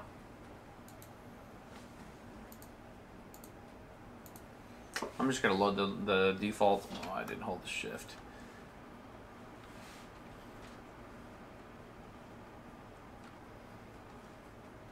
ETH high mark since Feb 1.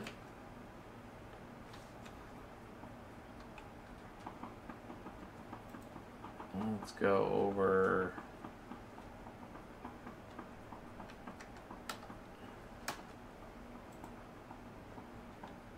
Who knows if that changed?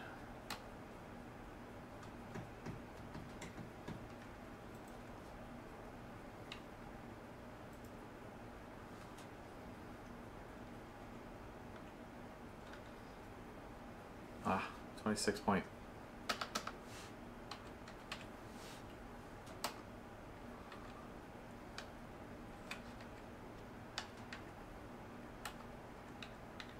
How about 3.7?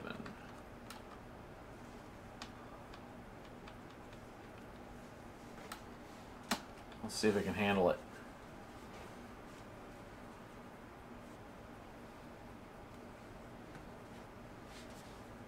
Max, it doesn't work. We already tried.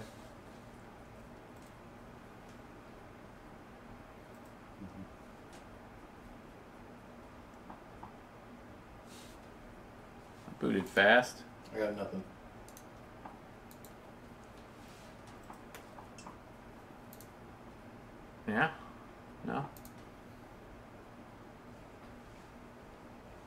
Oh, we do get a faster base speed this round. You don't have anything? Nope.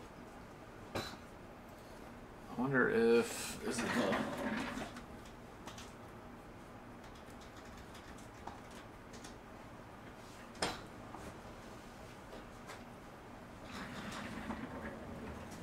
I don't know why you're not getting...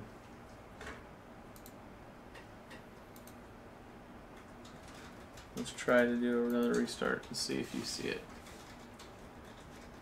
It must be just the low frequency that it's putting out that the capture card kind of catches it and sometimes doesn't.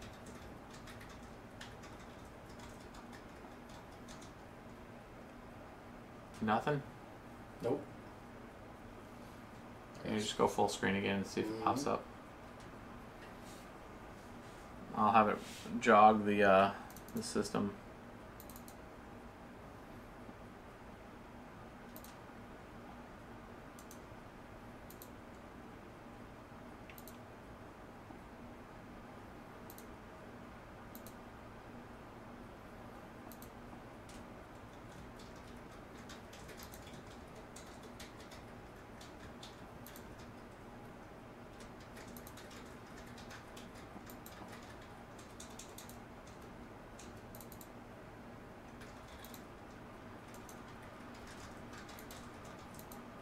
Still nothing, huh? Nope.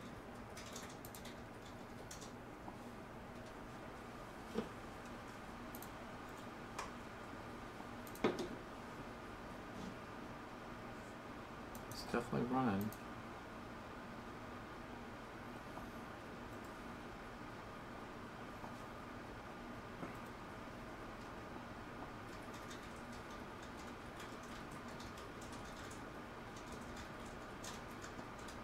Yeah, I don't know why it's not. It's so after the restart, I set the optimized defaults, and then I manually set the clock to 3.7 through the core clock of setting of 3.7, and then the memory I set at 26.66, which gave it the 2666 memory setting, and it booted like right away. We're at 795 on the multi-core test in Cinebench, so just a little faster, even though the clocks were faster. I'm going to try to one more restart and then we'll wrap it up with some Q&A, and we'll set something up for tomorrow for you guys to have some video. Did I hear back from a GPU vendor about the 10,000 plus GPUs? No, not officially. And I've been gone for the last few days, so I haven't followed back up with anybody since I last saw you anyways. Don't know. Is it back up?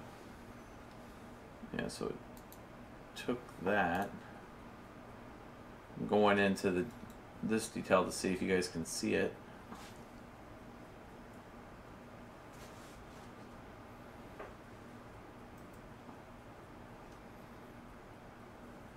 That'd be awesome if they would. So I think what it comes down to is everybody's trying to get GPUs, so nobody really wants to talk in detail, but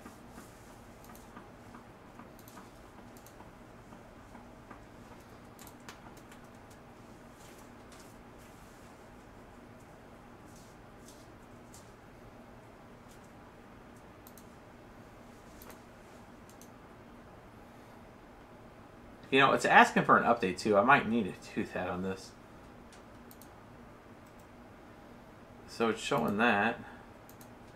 It's not showing it on this. It says you still need a 2 GB dedicated video RAM. Well, yeah, I have to go back in there and just set that.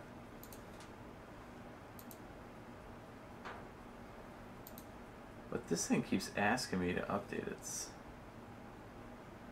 Let's do that. So why do you think hash rate difficulties are just still going up when sales are limited? Because there's still people that are bringing GPUs online. Because people are still getting GPUs, and just because they're limited at a retail, people are still getting access to them. So it looks like those were holding. thing blinks out on me. Let's force that. Specified. 2 gigabytes.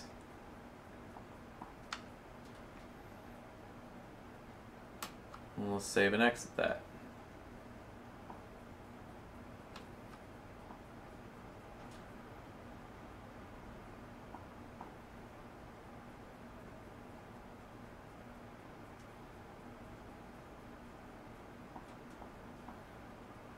Anybody want to talk taxes?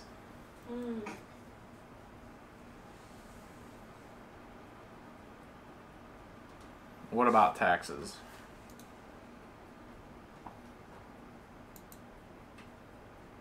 It was actually pretty simple this year. A lot simpler than I thought it would be. What resources did you use? Well, Bitcoin.tax does most of the work for you, but or at least it does a lot of the calculations for you, but it all comes down to if you've made a trade. It's real simple. They actually made it very, very simple. The taxes in the US are pretty straightforward. If you had a taxable event, you can switch to a bigger screen. I'll talk this for a second. Why? You know what? Let's do let me set this thing to do a single core test, and while that's running, I'll talk this for a second.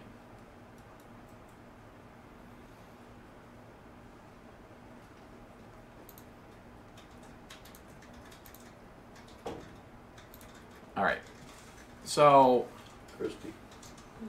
I was doing it again. the taxes are pretty straightforward. So in the U.S., and firstly, I'm not a tax attorney. Consult with your tax attorney.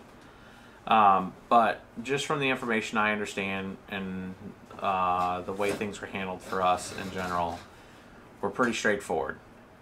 If you've mined and you've acquired currency and you haven't done anything with it, nothing, you just mined it and you acquired it, or you purchased it and you held it and it never changed, the wallet that it was in, essentially we have not realized any income on that, and we have not paid any tax on those things. So if I mined it from the machines and it went into a wallet and it never got converted, a taxable event did not occur, short of me spending effort on it and getting it, then tax is not paid there. Tax is paid during taxable events. So it's very simple by the eyes of the IRS. So if you execute a trade, so let's say you're mining to your Jax wallet and you execute a trade for something else, let's say EOS or any of the other things, then you have to do a cost basis. You now establish an event. So the event is, when did you acquire, let's say, Ethereum? When you mined it, you acquired it. There's a price basis there. That's called the price basis. At the time that you traded it, right, that if there was a gain or a loss there is the taxable event for the Ethereum. Now you then would have acquired EOS, or let's say EOS or any of the other currencies. Let's say you're using Shapeshift. So from that point, that's your start of the cost basis of the new currency that you have, right? The new asset. And then when you go trade that or sell it for fiat, you'll pay a profit loss on that, right? So that's essentially how Bitcoin.tax handles it. It just takes all the events of the trading and transacting. It brings them all in. It looks at the P&L on it. And it's a pretty straightforward, were you above or below that? If you have an LLC and you're going through all that, you're going to have taxable deductions with your power or equipment because you're using it as a business and it's a tool. So if you're not and you're doing it as your income, then you have a lot more issues when it comes to trying to deduct your equipment and stuff. So it just all comes down to the taxable. This is the U.S. only, and again, consult with your tax attorney. You could give this thing to like 5 different tax people, and they're all going to come up with some variation of it. And it's because it's infinitely complex when it comes to the interpretation of their understanding of the law. But when you look most back at it and just talking to tax people I've talked to, and have watched is it all comes, if you just take a step back and look at, is it a taxable event or not? And what makes it a taxable event is when you change it, you exchange it. There's an event that can be no questionable at all. There's an event that occurs. So when you first acquire it, you've acquired it, right? But you don't pay tax on that until you've created a taxable event. So hopefully does that help you guys any? Someone asked earlier, so if you bought stuff on Newegg with Bitcoin. If you bought stuff on Bitcoin, you've created a taxable event. So it's all about when did you first get that particular sets of coin, and then what was the delta. And the complexities of it are because, let's say you have 1 Bitcoin, and you bought that at a certain period of time, or let's say you've acquired 1 Bitcoin at 10.1 increments over a period of time, and then let's say you have 10 buy events over 6 months, and you're going to get it at different prices. It's a first in, first out type of situation. So if you go in and you buy something that's 0.2, you're going to take the first one to the left, 0.1, and then the second one to the left, and you're going to have deltas between that cost basis and the second cost basis to when you actually use the 0.2. So you're going to have these two kind of threads that go over, and you're going to have a different P&L on that. Because let's say that first one that you bought, or let's say at the end you bought it, or you exchanged it at $500, and that first one that you bought at $500, and then the second one that you bought was at $200. Now you're going to have a loss, because essentially when you bought it, it was at $500, and you sold it or traded it for something else, it was at $500, but the other 0.1 was at $200.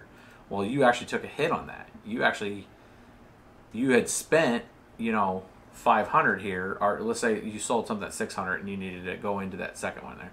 So it all comes down to when did you buy it, and when did you acquire it, and then when did you exchange it for something of value. So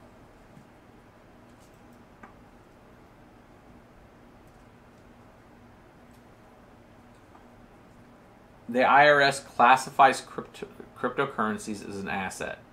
The IRS and the SEC quantify all ICOs as securities. That's the difference.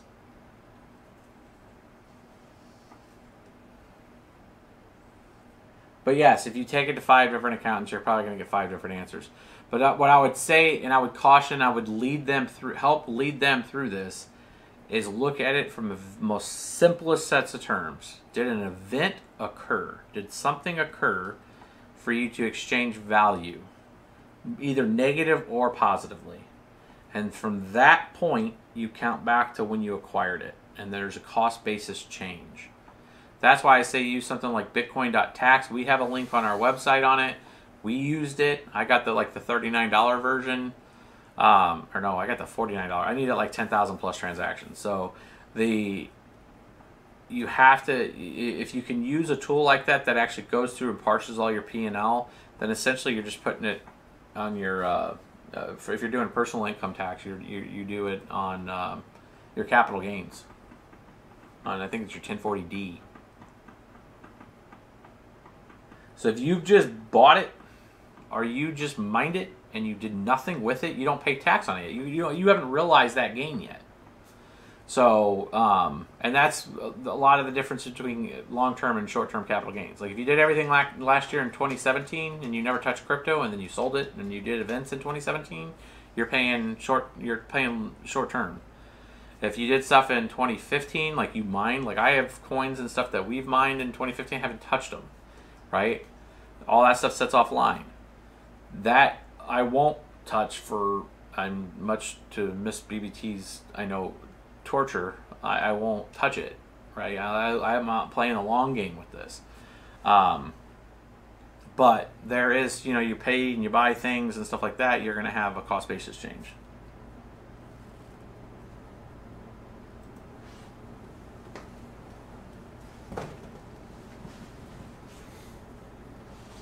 Tax evasion is still tax evasion, exactly. Pay your taxes, and it's a best effort, guys. I mean, if you've done like $9,000 in crypto total end to end, just kind of do your math there and figure out, you know, use a tool like Bitcoin.tax.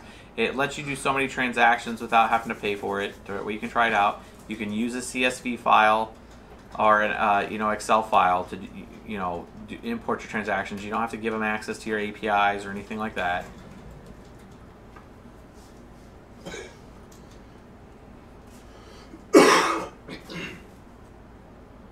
So, hopefully that little bit was informative. I mean, again, I'm not a tax attorney person. I'm just telling you from our experience of what we did this year ourselves, and then how that math works out. And that was essentially was the same way last year for us too. There wasn't much change in that.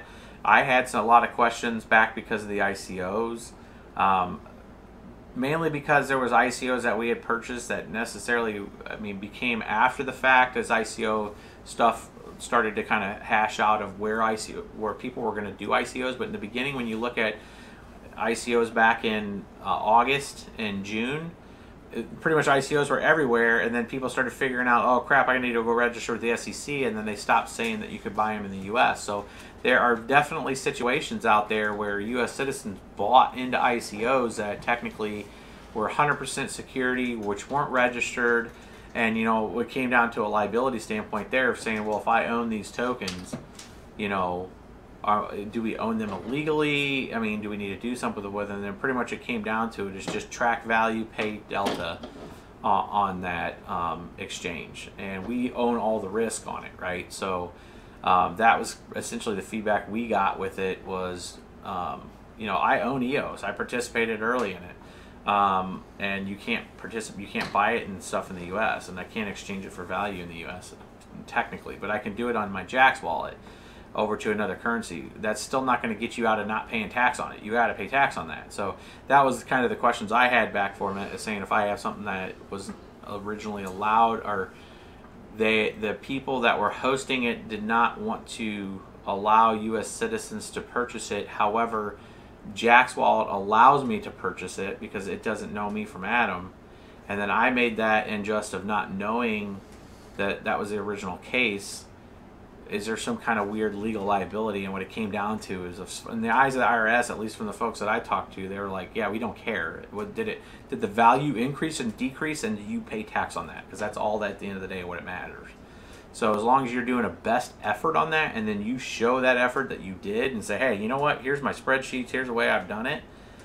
You know, if you realized a lot of gain and you took that value, then that's, you need to do that, you know, to keep yourself out of some trouble, you know, or getting, at the end of the day, you know, I mean, if you're talking little bits of money, I doubt they'll come after people when it comes to like putting you in jail or something, because that's just crazy talk. But I have no doubt they'll slap a fine on you, because nobody has no problem slapping fines on people. So that's like a ticket, and it's an expensive one, real expensive. So that's all like insult to injury.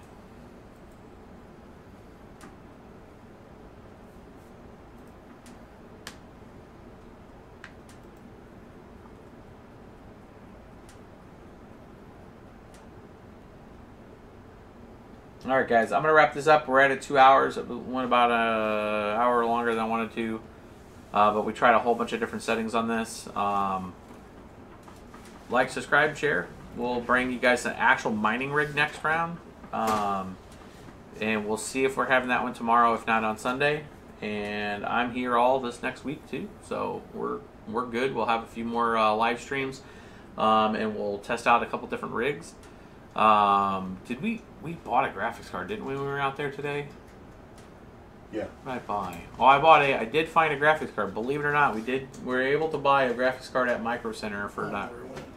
Since we did buy a PC, I can confirm that if you bought a PC through Micro Center, there is one GPU limit, and we got it for a decent price. So yeah, let me see it. Even if you bought the chipset with the GPU on it? Even with the chipset with the GPU, they did not consider that. I kind of gave them crap, but I was able to pick up another 1070 Ti GeForce Amped Extreme Edition. So I have another one of these. I have another one of these in a gaming rig, and this is gonna go in there and SLI it. But what did we pay for this? $589. So they actually honored $589 for a 1070 Ti. That's still about $80 over the original retail, but $589. So they are coming down in price a little. If you can find them, this was Micro Center in Brentwood, but they did honor $589 for this GPU. So there is hope, guys. They are going to come back down.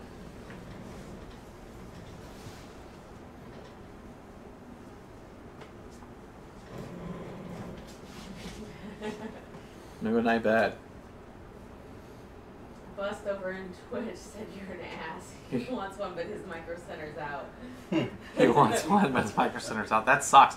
They had that one. They had other graphics cards there, but you know they were limited one, and they wouldn't budge on the 1080 Ti. I was trying to get a 1080 Ti, and they wouldn't budge on the price. So it was they still were like 1100 or something. Mm-hmm. Yeah, it was 1123 or 1139 or something like that, right? There's been lots of concern about all the new Antminers coming out.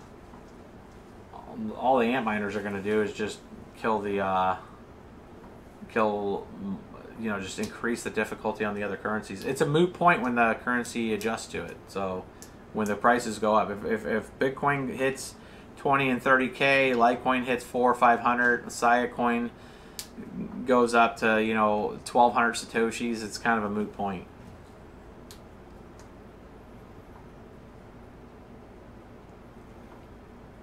All right, guys. We'll catch you guys next time, and stay tuned. Outputs, right? Yeah.